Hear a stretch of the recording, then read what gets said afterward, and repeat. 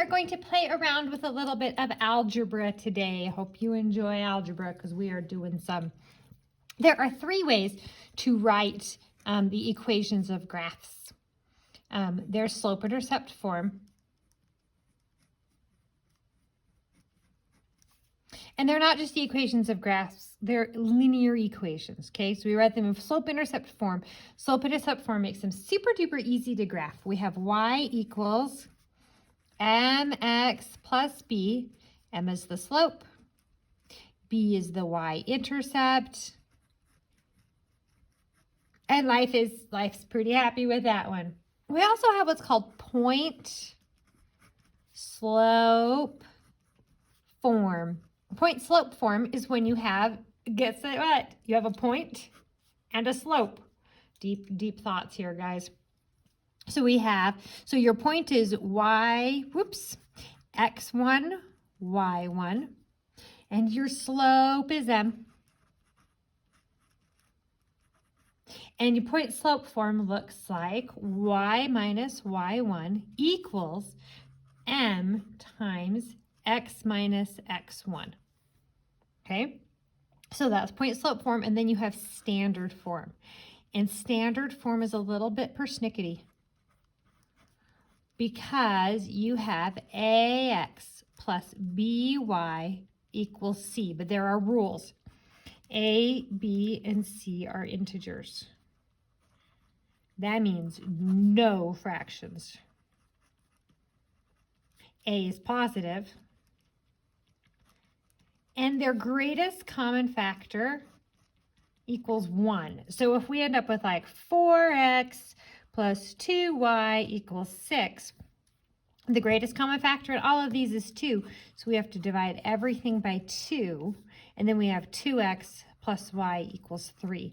Now it's in standard form. Okay? So we're going to play around with this a little bit. We're going to take some that are in one form and put them in another form, okay? We're going to take them that are in point slope form, actually, and put them first into standard form and then into y-intercept form. So let's do the standard form ones first. I'm going to do 2 of each one. And we're doing algebraic manipulations. Remember, it's ax plus by equals c. We're doing algebraic manipulations to make it look like that. So we're going to have y plus 3 equals negative x minus 5. Now remember, this is an invisible -1. So our slope here is -1. Our point is -5, 3. Okay? So let's put this in standard form. The first thing that we need to do is multiply this -1 through. Okay? So we have y plus 3 equals negative x. -1 times -5 is positive 5. Okay. Now I know that for standard form, the x term needs to be on the left side of the equal sign. So I'm going to add x to both sides to get it over there. X plus y plus 3 equals 5. Now I need to have my constants, my numbers, on the right side of the equal sign. So -3 minus 3. X plus y equals 2. All right, am I done? Are they all integers? We have a 1 and a 1 and a 2. All integers. Is this one positive? This one's positive, and the greatest common factor is 1. So I'm done. Let's do another one. We're going to do y minus 4 equals 5/3 x plus 3. Oops, 5/3 times x plus 3. There's a big difference. So m is 5/3. And the point that we're starting with is 3, -4. Right. So first step first, we've got to get rid of these parentheses. So 5/3 times x, 5/3 times 3. Y minus 4 equals, okay, so 5/3 times x, that's just 5/3 x. 5/3 times 3 equals 5 times 3 divided by 3, and these 3's, boop, can cancel. So we have 5/3 x plus 5. All right, so I'm looking at this, and I'm like, this x is not an integer. See that? That's a fraction. I need it to be an integer in order to be able to be in standard form. So I'm going to multiply everything by that denominator. So 3 times, and then that times 3. So we've got to distribute the 3 to the y, the 3 to the negative 4. We distribute the 3 to the 5/3 x. We distribute the 3 to the 5. So 3 times y is 3y. 3 times negative 4 is negative 12. 3 times 5/3. Oh, we did that already up here, right? 3 times 5/3. We know that that's 5. But now we have an x along with it, so 5x. And then 5 times 3 is 15.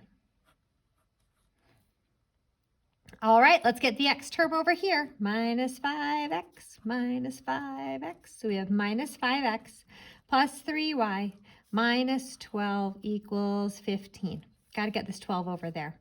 So we have a minus 12. In order to get rid of that, we need to add 12 to both sides. So minus 5x plus 3y equals 15 plus 12 is 27. All right, so let's check this. Are they all integers? Bing! Is that at least, oh crap, look, it's not positive. We need it to be positive. So, you know what we're going to do? We are going to make it positive. We can't just like, boom, make it positive, but it's negative.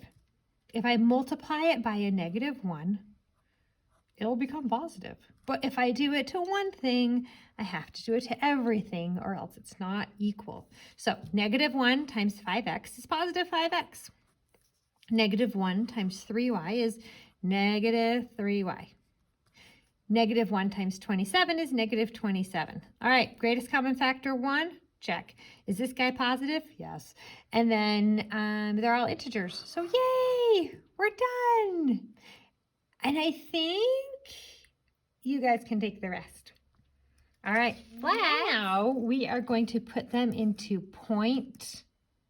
into slope, intercept form. We're going to start with them in point slope form again. So let's do y minus 6 equals 3 times x minus 1/3, okay?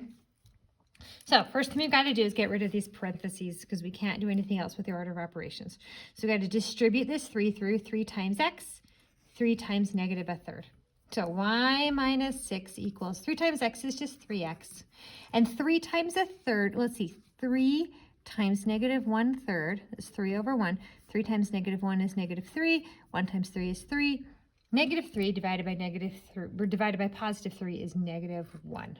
So that simplifies down to that. Okay, so we want it in slope-intercept form. So that's y equals mx plus b. We need to have the y alone. And we need to have nothing in front of the y, but the invisible 1 that we know is there, but we don't write it down. So let's add 6 to both sides to get that y alone. So that gives us y equals 3x. We have -1 plus 6 is 5. All right, let's check. Are we in slope-intercept form? Is the y alone with a 1 in front of it? Doesn't matter what the x is in front of the x and the number. Looks like we're good. So we're in slope-intercept form. Let's do another one. We have y plus 5/3 equals 1/2 times x minus 2. We've got some fractions going on here. Can we handle fractions?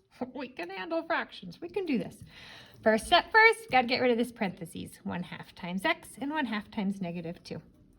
Y plus 5/3 equals 1/2 x. Okay, so 1/2 of 2. 1/2 of -2 is going to be -1. Okay. All right. Now, I've got to get this y alone. So I have the 1/2 x. I'm going to go ahead and leave that because if I multiply everything by 2, I'm going to have a 2y. I don't want to have a 2y. I need to have a 1 in front of the y. So I'm not going to get rid of this fraction, even though I would really like to sometimes, right? But I've got to subtract 5/3 away to get that y alone. So I'm going to minus 5/3. So subtracting 5/3 is not a like term with the x, so it doesn't affect that at all. So we have y equals 1/2 x, but then we have -1 minus 5/3. It will really be a lot easier to do this if I put the 1 in the form of a fraction where it has a common denominator with this 5/3 so that I'm just dealing with thirds, okay? So this is a 3, so I'm going to do the 1 as -3/3 minus 5/3. So I have a negative 3, and it's getting 5 more negative. The magnitude of negativeness is increasing by 5. When we have negative 3 minus 5, that's negative 8/3. Now I have 3 choices here. I can leave it as a negative 8/3. I can change it to negative 2 2/3, or I can divide it out and have it be negative 2.67. I'm just going to leave it as negative 8/3. I don't even care. If you want to do either of these two, I'm not going to stand in your way, but I'm just going to leave it like that, and I don't even care. The y is alone. We've got our slope is 1/2. The y-intercept is negative 8/3. It does not intercept the y-axis at a nice pretty point. And you know what? It doesn't always intercept the y-axis at a nice pretty point. And that is okay. So I've done a couple problems for you. I think I'm going to go ahead and let you do your own. Your assignment is only 6 problems long. Anyone with a Mrs. Barlow happy face does not need to be done by you. Good luck. Let me know if you have any problems. I am happy to help. Bye.